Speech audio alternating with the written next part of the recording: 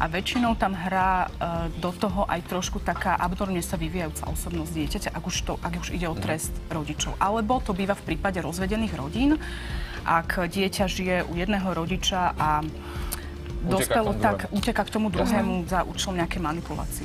To už je druhá vec, samozrejme. S Veronikou sa ešte budeme rozprávať, ale vy môžete telefonovať na telefónne číslo 026827. A 4 zároveň...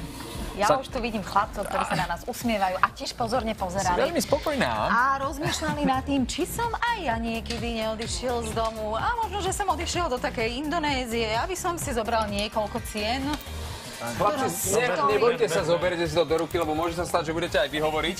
Ale... Pekné dobré ráno. Ahojte, vás je strašne veľa, potom možno na niekoho presne nevíde, lebo asi až toľko mien tu nemáme. Každopádne Rastio Zbožil, ktorý je trénerom, je medzi nami, ďalej Oliver Turek, taktiež, ale myslím, že aj Branislav Linkaj je. Ahoj, Serus Brani, Denis Antalík. Dochádzka sa robí teraz. Denis Antalík. Marek. No. Ahoj, zdravím ťa. A Matúš Vosátko. Dobre, a chalani, predstavte ostatných dvoch. To je ešte Marek Švorc a Robo Pal. Perfektné. Tak vítajte medzi nami. Vy ste sa vrátili z Indonézie. Tam ste boli veľmi úspešní. A mimochodom ovešaní, presne. Ovešaní. Ovešaný, no. Tak porozprávajte, no. Vy ste boli na pretekoch. Ja som ani nevedel, že normálne existujú klasické rafťácké preteky. Že to nie je len taká vášeň, že okej, pustím sa dole divokovú rieku, že sa to dá nejakým spôsobom merať, hodnotiť a tak ďalej. A v podstate takto kedysi začalo, ale prerástlo to do súťaží a boli sme na majstrovstvách sveta, odkiaľ sme dostali, vlastne, kde sme získali 3 medaile. Bronzovú za slalom, kde sa jazdí medzi bránkami, a striebornú za maratón, čo je vlastne vytrvalostná disciplína. A potom v celkovom hodnotení, každá disciplína sa ráta zvlášť a body sa zrátavajú. A vlastne v celkovom hodnotení sme boli tretí. A potom je veľký úspech. Mňa zaujíma, ako vy vlastne trénujete. Ťažko. 6-krát do týždňa. 6-krát do týždňa, celý deň? Pozri sa na tie ručiská, čo chalani majú. Hodinu, alebo ako to vyzerá? Ako vyzerá váš tréning? Teraz máme v podstate fázu zimnej prípravy.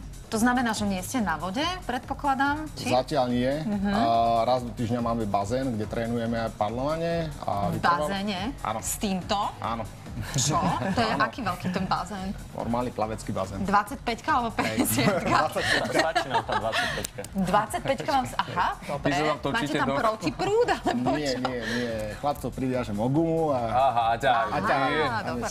Však ty ich týraš vlastne, počúvaj, priznaj sa. Tak keď nie je rodičia, tak musím ja. Musíš ty. Dobre, ale tá Indonézia, alebo pre mňa to pôsobí ako na dovolenke, keby ste boli. Pozrite sa, tie zábery, ktoré tu vidíme, exotika, človek skôr by si predstavil pláž, než nejakú divokú rieku. Prečo práve v Indonézii, alebo to chodí, tak toto putuje po celom svete, tieto majstrovstvá sveta? Putuje to po celom svete. Rok predtým sme boli v Brazílii, a teraz bola Indonézia. 2016 na prelome novembra nás čaká Al Ain, Emiráty a ďalší rok by to malo byť v Japonsku. Chlapci, ďakujeme veľmi pekne. Sme veľmi radi a blahoželáme pre A ešte tu s nami ostaňte. Gratulujeme a držíme vám peste. A máme tu pusinky od našej Adi, takže ich dostanete. Rozhodne. Že Adi? Dostanú, nepočujem.